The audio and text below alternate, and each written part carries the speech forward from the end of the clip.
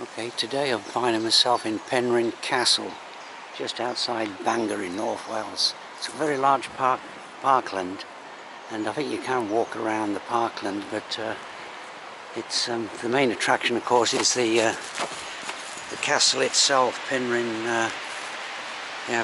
Castle. Welcome to far more than a castle. Okay, you are here. I'm right over here somewhere. And I'm going to have a look at the, well, this doesn't show the full parkland, but I'm going to have a look at the Penrhyn Castle. There we go. Yeah, I'm going to have a look at the Ogwen River to start with. It's just a short distance away. Okay, it's you park your car along the side of this this road here. It's about roughly, well, nearly a mile from the actual entrance to the park grounds itself. I think I've been here before, but I can't quite remember. I can remember very little about it. I can't see any. There's kind of a viewpoint overlooking the Ogwen River, but I may have come too far. Anyway, I won't be going. This is the main entrance road into the to the car park. So and it's going to be a busy day today, because it's it's already close to 70 degrees and temperature, and a kind of a broiling sunshine overhead. So I'll retrace my steps here a bit towards the car park, and okay, what I'm going to do is this looks like some kind of a footpath along here, so I'm just going to nice shady wood, walk through here, just see if it goes downhill. It should lead to the yeah, I can see the river down there, River Ogwen. This looks like a trodden footpath. And of course, what I like about these kind of big large parks that formerly belonged to very wealthy families is that all the trees allowed to grow to maturity. You have the parklands. Right here, buried out of sight, is a children's play area. I don't know if anyone knows it here, the parents, but that's I think that might some kind of a building there. So there's no footpath signs indicating what was down here. The Ogwen River anyway, and is some kind of a timber. Yeah. Okay. Look at this. Of course, everyone's going to the castle, and I'm the only one exploring the parkland.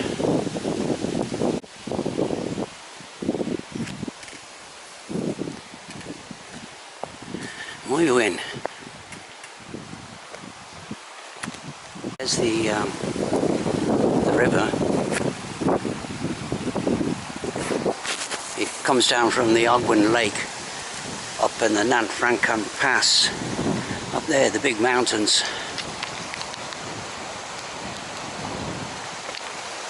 These woodland trails aren't marked on the map they gave you at the visitor centre. It's just a basic park map. It doesn't. I have the Ordnance Survey map with me, so yeah, so I'm no problem that way.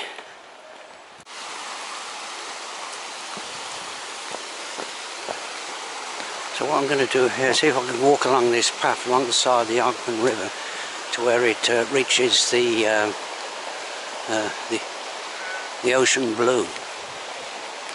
Just said that. That's the end of this footpath.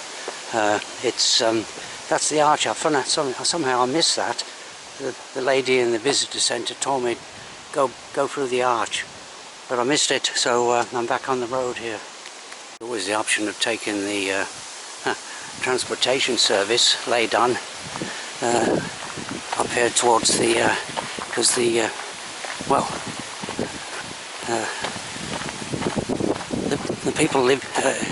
people visiting these castles are in my age bracket, so just any little bit of walking is a problem.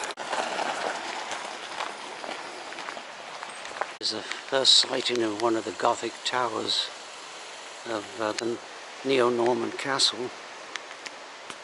My boy, look at that. Yeah, right here. It's a mock castle, mock Neo-Norman castle, but look at that. That's how the castles looked like in the good old days before they all became ruins with the various wars and uprisings.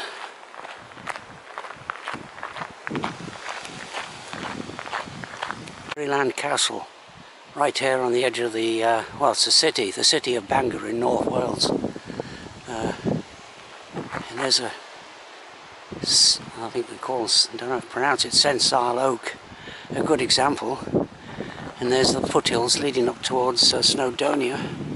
And there you can see, well, the seaside. You can see the sea. It's just a bit of Anglesey Island over the, yeah. This is funny enough, I can't remember this, but I consider it highly impressive. Highly impressive. Yeah. And of course these, I think, this castle was, I'm not sure when it was actually built, but certainly maybe 200 years ago. I'll look into that. But of course it was all built on, well, the rewriting of history these days. National Trust has got to be, follow the correct line. And all this was based on slave plantations in the West Indies. And then later on, the biggest quarry in the world up there in the mountains of Snowdonia, Penrhyn Quarry, which provided the funds to build these tremendous. Well, that's the home of the guy that owned all that. See a more detailed view of Penrhyn Castle. I won't go into the details, but it looks like you could spend most of the day here exploring if you wanted to explore the whole of the castle. Okay, huge place, and yeah, can't really remember if I have been here before. I can't remember too much about it. It's yeah, but well worth £13 entrance ticket. There's the I think that's the Great Orme up there in the distance, looking down over Llandudno.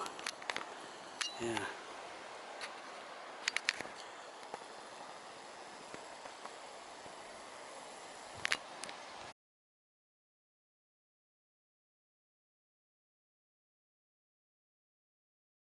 Yeah, actually, yeah, so this is the entrance to the castle. Look at this, yeah, a kind of a mock Norman castle that hasn't been ruined. Okay, that was kind of like a gathering of the, the good and the great in Penrhyn Castle in 1894. Yeah, so this is going back to the days of medieval romance, and these are the castles they lived in. Of course, they didn't have electric lights, but still, and, yeah.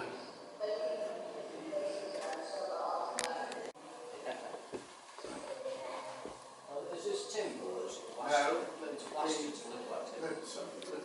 The arches are plaster, but the columns are timber, but not solid timber. Right. They're made in from 4 pieces. The house was, yeah, the original main hall and entrance to the house of 1438. Yeah, and then out of 40, and then the house was rebuilt in 1782. So, yeah, it goes back some distance. Yeah.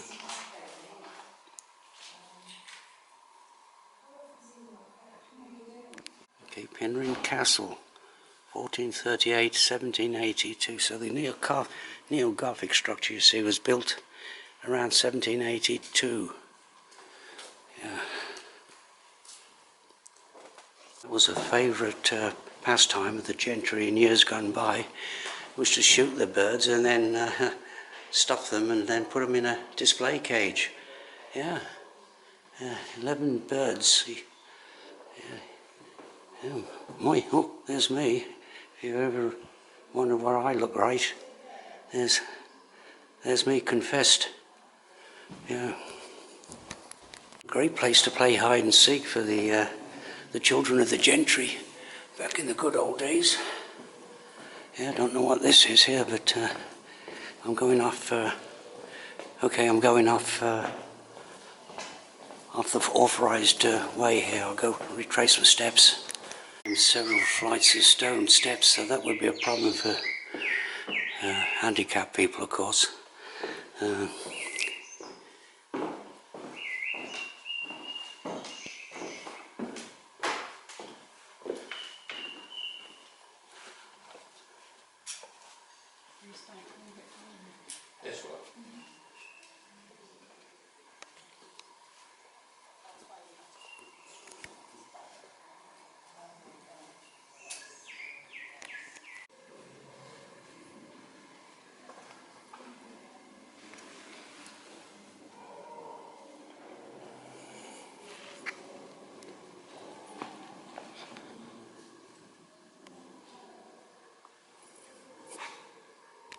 Okay, this is kind of like a balcony. I don't know what they call it. It's that kind of looking down on the main hall, I think. One of the smaller rooms. I don't think it's a bedroom. Some kind of a living room.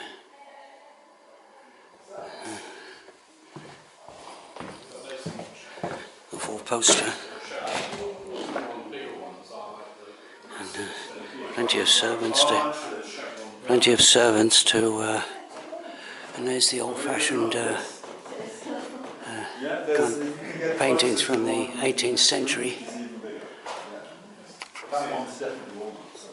Continuing on my exploration, I'm just looking at this. Well, it kind of looks like a photograph, but of course let's see. Can you see him? There's light shining in the way.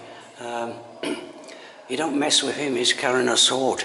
If you're one of the humble folks, you don't talk back to the likes of, can't quite see it. Yeah, he's going to whack you one across the, with a sword for... Okay, let's see. Quickly get lost. Is that a replica Norman arch there? So you quickly get lost in these huge houses. Yeah, and there's the chapel to give thanks to the Almighty who provided, out of His wisdom, all the fruits of this earth to the deserving. Our India room. Okay, so that's a lot of fortunes were made in India, of course, around that in the 18th century.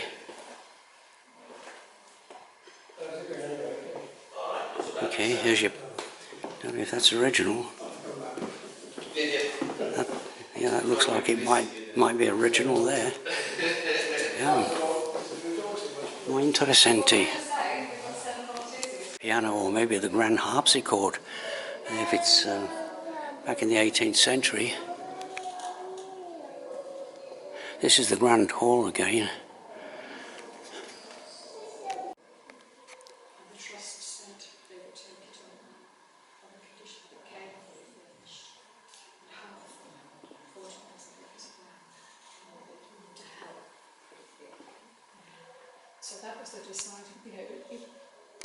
It's interesting. In 1900, 2,800 quarry workers went on strike. Okay, and those are the workers there in the quarry. Yeah.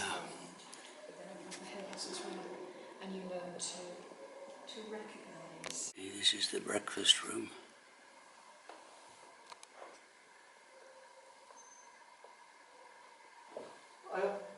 All right.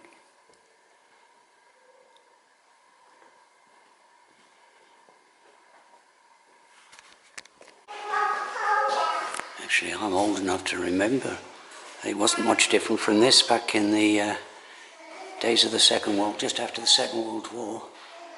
Yeah, you had the mangles and no washing machines or anything like that. A scullery dish.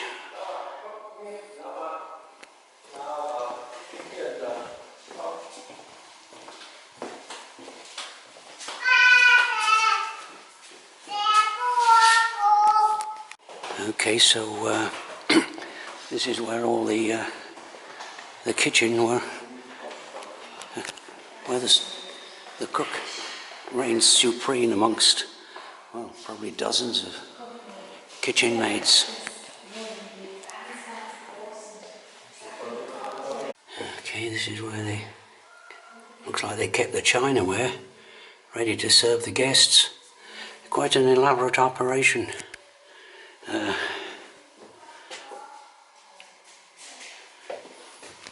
Okay, a break out into fresh air.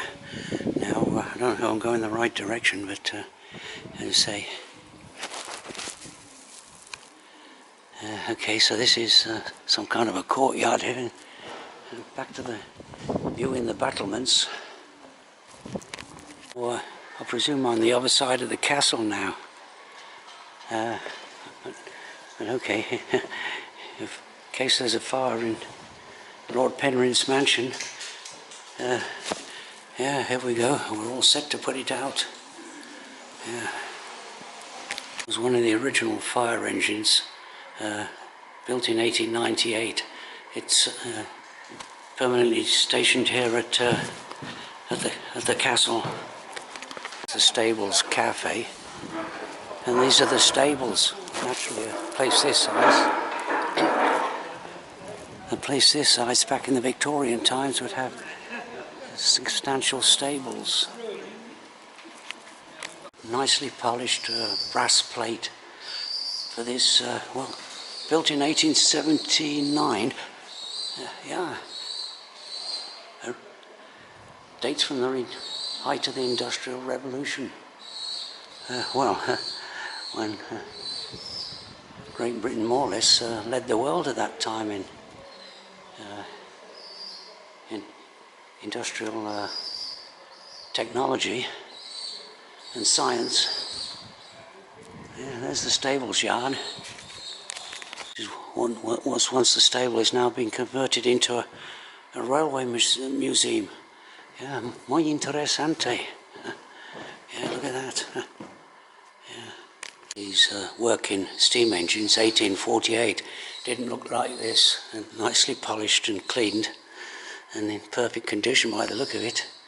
1848, yeah, that's a steam engine from the really early days. George Stephenson almost. Yeah. So if you're interested in steam engines, nice little railway museum here. And I did take a video just not long ago, Nantle, around the Nantle area. Lots of quarries there. And that's one of the wagons they used to carry the slate down to the Carnarvon, the port. Yeah. Quite an extensive museum, industrial railways.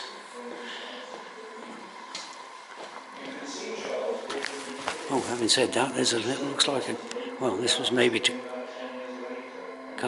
carry the workers around. Okay, this is Lord Penrhyn's personal saloon coach and railway to carry him backwards and forwards to from Carnarvon to the quarry. Okay, there's the headlight up there, light the way, the lantern.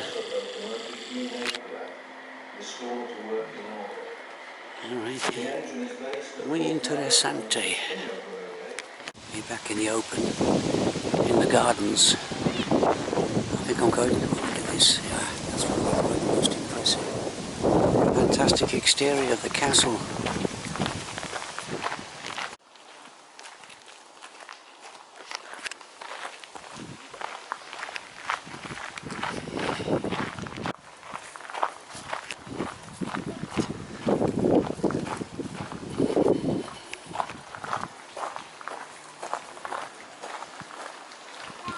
This is the walled garden. A fantastic place, and of course, people with a bit of money. I think this is still have walled gardens. Is still. I think the idea behind the wall was to kind of offer some protection from the weather, maybe. This is the lower terrace here. Now I've got these kind of growing in my garden, back garden, of course not like this. Yeah, these are kept going by professional gardeners. This looks like some kind of a bog garden here. Yeah. I really recommend this Penrhyn Castle. I mean, if you lived in nearby, I think it would pay really to take out an annual membership and just pass an afternoon away. Say, well, once a week maybe. Yeah, with the changing seasons. The right day to go visiting as well. It's although having said that, the sun's just going in briefly, but no problem.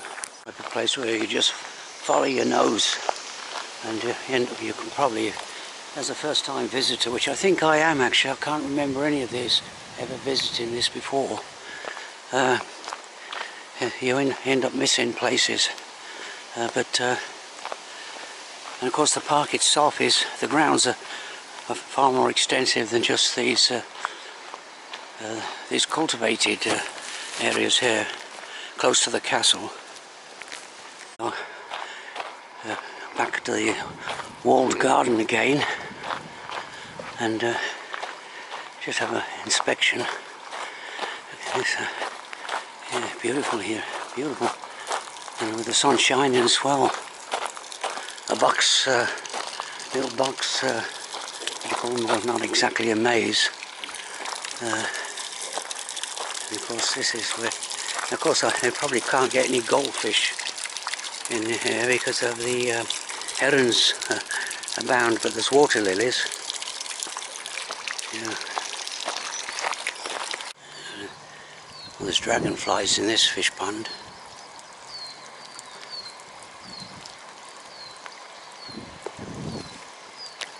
Highly recommended place to visit.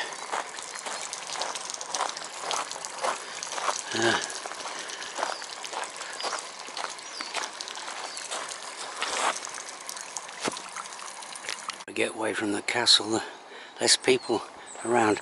I just go up here a little bit. I think there's somewhere just up here there's a ruined chapel.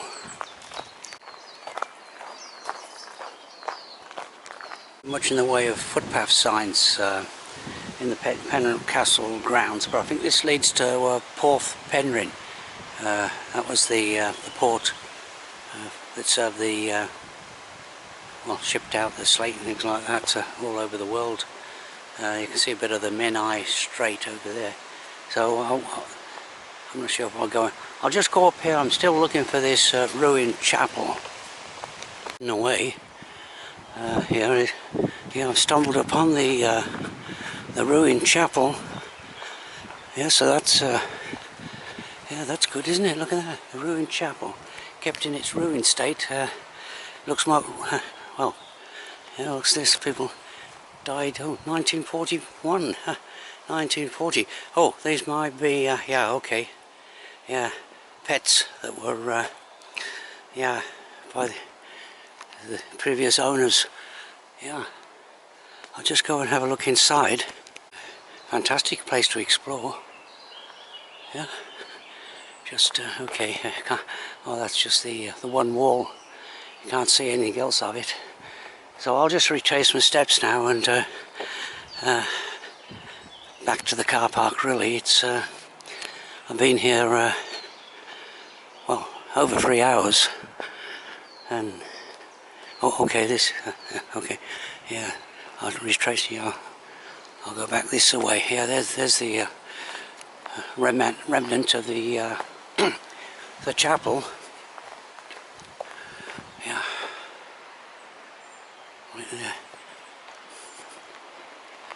So I'll okay, looks like I can take a shortcut over there. See people in the distance. Look at that. Yeah. A towering conifer, well over 100 feet high, and been there, probably there over 100 years. And there's the fairy tale. Oh, massive castle. Yeah, I don't think that's a chestnut tree, but it looks like from a distance, a spreading chestnut tree. Yeah. There's the, you can see a bit of the ice. I'll just get a little bit of the a sea view. I'll go a bit further across. Someone's left their sun hat behind, and of course you need it on a day like today, a sun hat. And this is a buzzard viewpoint apparently. Yeah, there's an excellent viewpoint. That's sort of a parking area. But yeah, look at that. Yeah, beautiful. Oh, North Wales, right? North Wales. It comes well recommended. There's the coastline that goes up to towards Llandudno, and you can see a bit. You can see in the distance there, Poppin Island, right there somewhere. Have I got it? The sun, of course, is shining in the viewfinder, so I can't quite. Not sure where I'm focusing on it right, but all right. So all good things come to an end. I'll retrace my steps.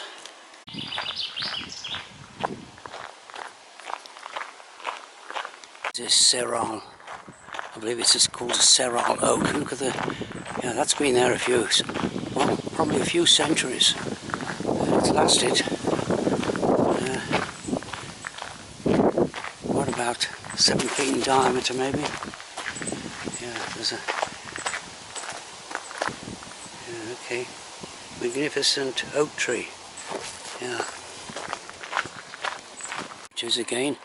And it looks like it did have a sibling here, a sibling oak tree, but that's gone to well, greener pastures maybe. Oh, he's close up there. Yeah, yeah. He wants, still looking for his